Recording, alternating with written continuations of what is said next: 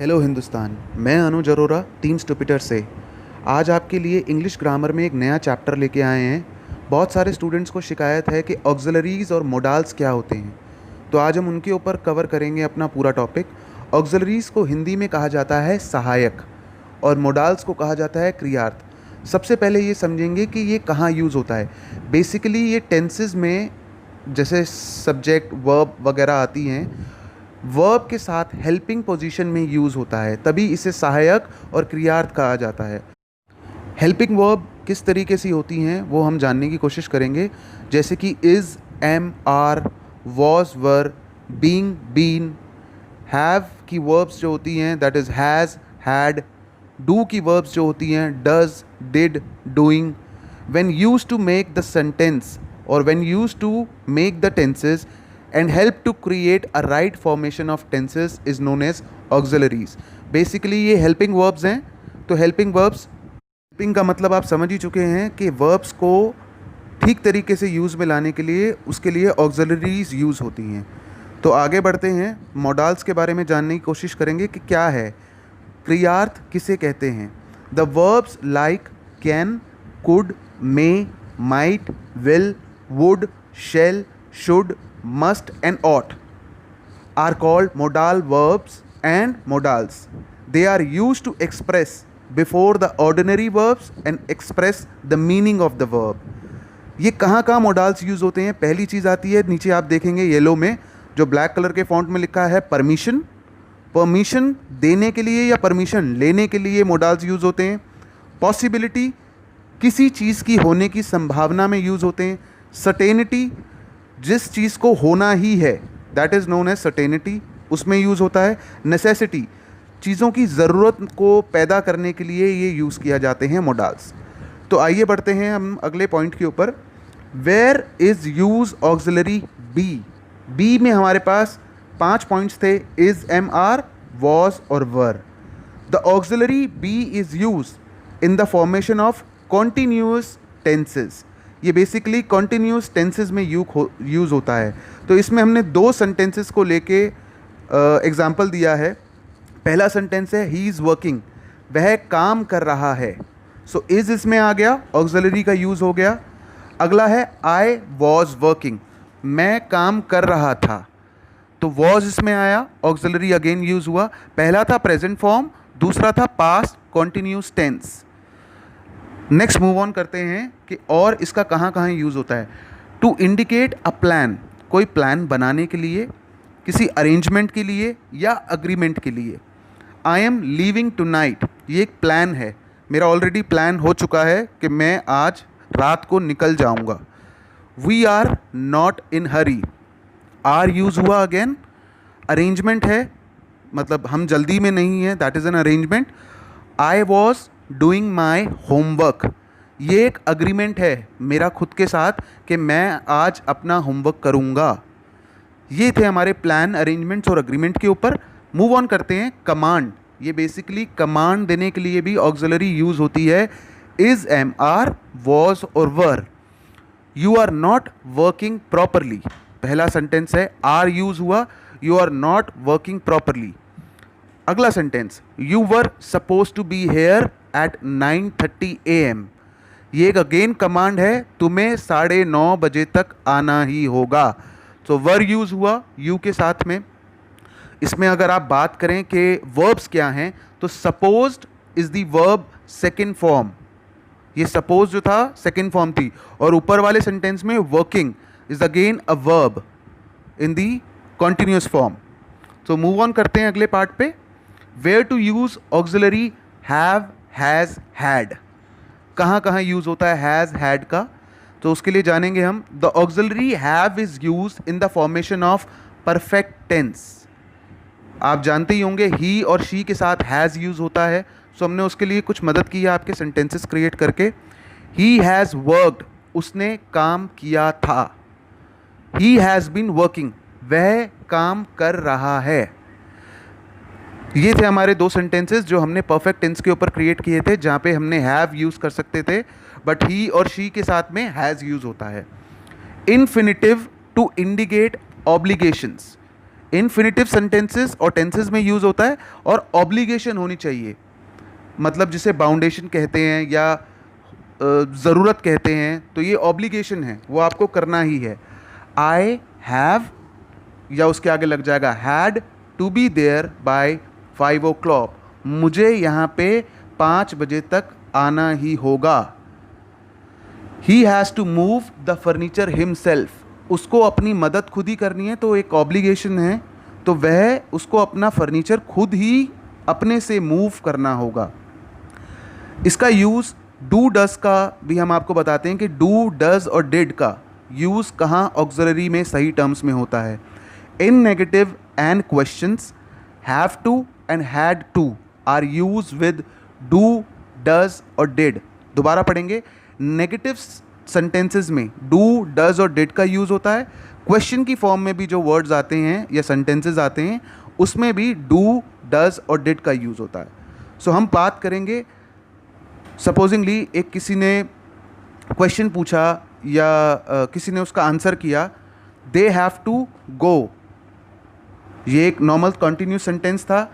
They don't have to go, that is a negative sentence because don't is use here. Question form में do they have to go, क्या उन्हें जाना चाहिए, तो answer था दे have to गो, उन्हें जाना चाहिए। They don't have to go, ये अगेन दैट्स एन आंसर, वो जाना चाहिए या नहीं चाहिए, that's depend on the question part. He has to go, again that's the answer part. He does not have to go, again that's the answer part, but into a negative form, negative sentence. Does he have to go, ये question format में आता है। He had to go, had उसके लिए use हो गया, उसे जाना चाहिए था। He did not have to go, उसे जाना नहीं चाहिए था। So did is already used here as a verb helping by have. Did he have to go, ये क्वेश्चन फॉर्म है, तो क्वेश्चन फॉर्म में हमने देखा कि किस समय इंटेरोगेटिव, नेगेटिव और क्वेश्चन की फॉर्म में डू डज और डिड का प्रयोग होता है। मूव ऑन करते हैं नेक्स्ट पार्ट पे। पीछे वाली स्लाइड में हमने पढ़ा था डू, डूइंग और डज का हमने किस तरीके से यूज़ किया। अब एग्जैक्टली इसके बारे में जानेंगे कि ये कौन सी टेंसेस की फॉर्म में यूज़ होता है और इसमें हैव, हैज़ और हैड नहीं लग रहा।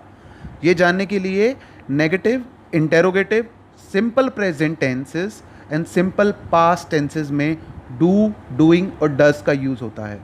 नेगेटिव आप समझ चुके होंगे, जिसके साथ में नो और नॉट लगता है। इंटेरोगेटिव में क्वेश्चन फॉर्म में अगर आप किसी से पूछते हैं। So he does not work. Again, that's the negative part of the sentences. He did not work. Again, that's the negative part. Does he work? Yes, that's a question format. Did he work? So नीचे जो हैं वो questions हैं, ऊपर जो हैं उसके answers हैं। तो आप ये समझ चुके होंगे। To move on, the next part. कहाँ यूज़ होता है डू, डज और डूइंग का प्रयोग? To avoid repetition of previous verb, मतलब किसी सेंटेंस या टेंस को रिपीट ना किए जाने में या उसको लेंदी ना बनाए जाने में डू, डूइंग और डज का यूज़ होता है। सो मूव ऑन करते हैं। जैसे हमने क्वेश्चन किसी से पूछा, do you know him, normally उसको बोला जाता है येस आई नो हिम। तो आप उसको डू का यूज़ जहाँ हुआ है, नॉर्मली आप उसको ये भी बोल सकते हैं येस आई डू, तो automatically that's the answer of the perfect question to be asked by the other person. She sings well, वह अच्छा गाना गाती है। येस शी डज, हाँ मुझे पता है। You met him, didn't you, क्या तुम उससे मिले, हाँ या ना जिसे कहते हैं डिडंट यू, क्या तुम। तो this is the question form जिसमें उसका आंसर भी दिया गया है। In the imperative part do makes a request और इन्विटेशन। डू का यूज़ जो है वो किसी को रिक्वेस्ट करने में और किसी को इनवाइट करने में भी होता है। Do you mind if I sit here, क्या तुम बुरा तो नहीं मानोगे अगर मैं तुम्हारे यहाँ बैठ जाऊँ। Do you want to go back home, क्या तुम घर जाना चाहते हो। So this is the request and invitation format. तो अभी तक जो हमने पढ़ा था वो थी हमारी ऑक्सिलरीज। अब हम बात करेंगे मोडाल्स के बारे में, क्रियार्थ। क्रियार्थ के अंदर जो जो चीज़ें हमने आपको बताई थी, कैन, कुड, मे, माइट, इन सब का यूज़ कहाँ कहाँ और किस तरीके से किया जा सकता है वो जानेंगे। So use of can and मे, कहाँ यूज़ होता है कैन और कहाँ यूज़ होता है may? Can is use to express ability, capacity, permission. जैसे कि एबिलिटी अगर मैं उसकी बात करूँ, I can run across the park, मैं पार्क के अक्रॉस जो है भाग सकता हूँ। Can you hold this box, it's a capacity. Permission की अगर बात करूँ, you can go now, that's a permission, you can go now. May is use to express possibility, wish and for formal use. It may rain tomorrow, that's the possibility. Wish अगर किसी की इच्छा अनुसार अगर हम बात करें, so may you will live happy forever, it's a wish from my end that I am giving blessings to you. Formal use में भी हम इसका यूज़ करते हैं, नॉर्मली स्कूल्स में और ऑफिसेज में इसका यूज़ होता है। मे आई बोरो योर अम्ब्रेला, आप किसी से रिक्वेस्ट कर रहे हो फॉर्मली, क्या मैं आपका अम्ब्रेला उधार ले सकता हूँ? सो ये था हमारा कैन और मे के ऊपर। मूव ऑन करते हैं कुड और माइट के ऊपर। Could and might both are the past form of can and may. ये एक पास्ट फॉर्म है। कुड का मतलब होता है सका या सकी, माइट का मतलब होता है हो सकता है या हो सकती है, द पॉसिबिलिटी। सो कहाँ कुड का यूज़ होता है वो जानेंगे हम। I could run across the park when I was young, जब मैं जवान था तो मैं पार्क के आसपास भाग सकता था, ये मेरी एबिलिटी थी। अगेन परमिशन, पॉसिबिलिटी, पॉसिबिलिटी के ऊपर ही यूज़ होता है। तो पिछले सेंटेंसेस में हमने कैन और मे की जगह कुड यूज़ कर लिया। ही सेड आई माइट और could go, that's a permission, उसने मुझे परमिशन दी कि मैं जा सकता हूँ। I thought he might be at home, that's the possibility, मुझे लगता है शायद वो घर होगा, मैं सोच रहा हूँ कि वो घर हो सकता है, that's the possibility. Again possibility sentence के ऊपर अगर हम बात करें, she wondered whether it could be true, वह इमेजिन कर सकती है या वंडर कर सकती है कि ये चीज़ सही है या नहीं, दैट्स दी पॉसिबिलिटी। सो ये था हमारा कुड और माइट के ऊपर। मूव ऑन टू शैल और विल का यूज़ कहाँ होता है। बहुत सारी चीज़ों में कन्फ्यूजन आती है, शैल और विल हम कहाँ कहाँ लगाएं। सो पहले बात करेंगे शैल की। Shall is used in the first person, हमेशा जब एक इंसान की बात कर रहे होंगे तो शैल का यूज़ होगा। कमांड देने पे शैल का यूज़ होगा। प्रॉमिस करने पे या प्रॉमिस लेने पे शैल का यूज़ होगा। थ्रेट, डर के ऊपर भी हमेशा शैल का यूज़ होता है। Question with shall, I we are use to ask this will of person to address. Basically अगर हम किसी पर्सन को, स्पेसिफिक पर्सन को एड्रेस कर रहे हैं तो उसके लिए भी शैल का यूज़ होगा। विल का यूज़ कहाँ होगा, आगे हमने शैल और विल के ऊपर, दोनों के ऊपर सेंटेंसेस बना रखे हैं। सो बात करेंगे विल का यूज़ कहाँ होगा। Will is used in all person to express pure future. Pure future के टेंसेस के सेंटेंसेस के ऊपर विल का यूज़ होता है। एजम्पशन, कुछ चीज़ों को अज्यूम करने के ऊपर विल का यूज़ होता है। Probability, indicator, indicates an invitation और अ रिक्वेस्ट। प्रोबेबिलिटी, किसी चीज़ की प्रोबेबिलिटी है वो होगी या नहीं होगी। इंडिकेटर, अगर साइन मिल रहे हैं ये चीज़ होगी या नहीं होगी। इंडिकेट्स मतलब किसी चीज़ को दर्शाना कि वो होगा या नहीं होगा। इनवाइट, अगेन किसी को इनवाइट करने में या रिक्वेस्ट करने में। So move on to the example of shall. I shall be 25 by next birthday. एक पर्सन के लिए यूज़ हुआ, मैंने अपने लिए यूज़ किया, मैं अगले बर्थडे पे 25 साल का हो जाऊंगा। He shall not enter my house again, it's a command, मतलब मैं चाहता हूँ कि वो मेरे घर दोबारा ना आए, मेरे घर में दोबारा ना घुसे। You shall have a holiday tomorrow, that's a promise, मैंने किसी को बोल दिया कि तुम्हारी कल छुट्टी है। You shall be punished for this, it's a threat, मैं किसी को डरा रहा हूँ। You shall be punished for this. Shall I open the door, person address, मैंने आपके लिए एक ही पर्सन को एड्रेस किया और उसको बोला कि मैं आपके लिए दरवाज़ा खोल सकता हूँ। Which pen shall I buy, it's a advice, advice की फॉर्म में भी शैल का यूज़ होता है, मैं किसी से एडवाइस मांग रहा हूँ। वेयर शैल वी गो, हम कहाँ जाएं, सजेशंस के लिए भी शैल का यूज़ होता है दोस्तों। मूव ऑन करते हैं विल के पार्ट के ऊपर। विल कहाँ कहाँ यूज़ होता है। You will see that I am right, तुम्हें पता चलेगा कि मैं सही था या सही हूँ। ऑल पर्सन के लिए, सारे लोगों के लिए, जब हम बात करते हैं जनरल फ्यूचर टेंसेस की, फ्यूचर परफेक्ट टेंसेस की उसमें विल का यूज़ होता है। तो मैंने बहुत सारे लोगों से कहा you will see that I am right, you is a form of plural, so उसके लिए हमने यूज़ किया will. I will try to do better next time, it's a promise that I made from my end, मैं अगली बार से अच्छा करूँगा। I will succeed with my efforts, ये मेरा डिटर्मिनेशन है, किसी चीज़ को निर्धारित करना या उस चीज़ के ऊपर अपनी जान लगा देना, that's called determination. I will succeed with my efforts, मैं अपनी मेहनत से सफल ज़रूर होऊंगा। This will be the book you want, I suppose, assumption कर रहा हूँ मैंने अज्यूम किया कि शायद तुम्हें यही बुक चाहिए होगी। Will you have a T, invite कर रहा हूँ मैं किसी को चाय पीने के लिए। Will you lend me your scooter, request कर रहा हूँ किसी से उधार मांगने के लिए, क्या तुम अपना मुझे स्कूटर दोगे। प्लान क्या है मेरा अगला, I will go to school tomorrow, that's the part of will. Let's move on. Should और वुड का यूज़ कहाँ होता है। शुड और वुड जो हैं वो पास्ट फॉर्म है शैल और विल की, इट्स अ पास्ट फॉर्म। कहाँ यूज़ होगा, एक्सप्रेस ड्यूटी में, अगर कोई ड्यूटी किसी को करनी है या कोई ड्यूटी मांग रहा है। Obligations, supposition that may not be true, that's the part. Example of should और वुड की अगर हम बात करें तो शुड और वुड का यूज़ कहाँ कर रहे हैं हम, किस तरीके से कर रहे हैं, वो भी ध्यान रखना ज़रूरी है।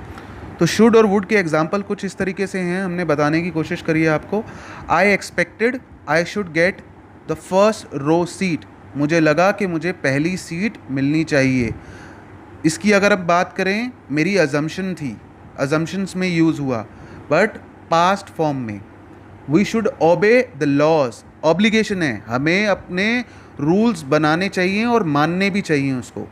Children should respect their parents, that's the duty, बच्चों को बड़ों का, अपने पिता का, अपनी माता का आदर करना चाहिए। If it should rain they will not come, अगर आज बारिश हुई तो वह नहीं आएंगे, दैट्स अ प्रोबेबिलिटी।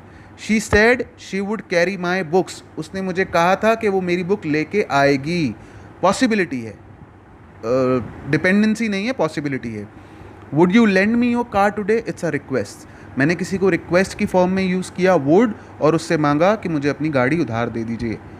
तो ये था हमारा शुड और वुड के ऊपर। अब मूव ऑन करेंगे हम मस्ट और ऑट टू कहाँ यूज़ होता है, जानने की कोशिश करेंगे। मस्ट और ought to, must is used to express necessity, obligation and logical certainty. Necessity मतलब अगर मेरी कोई ज़रूरी चीज़ है और उसको होना ही होना है, सो उसके ऊपर मस्ट यूज़ होगा। ऑब्लिगेशंस मतलब मैं बंधित हूँ इसको यूज़ करने के लिए, तो उसकी जगह मस्ट यूज़ होगा। लॉजिकल सर्टेनिटी मतलब, लॉजिकल सर्टेनिटी की अगर हम बात करें थे दोनों, तो लॉजिकल सर्टेनिटी का मतलब होना है कि ये चीज़ यकीनन होनी ही चाहिए।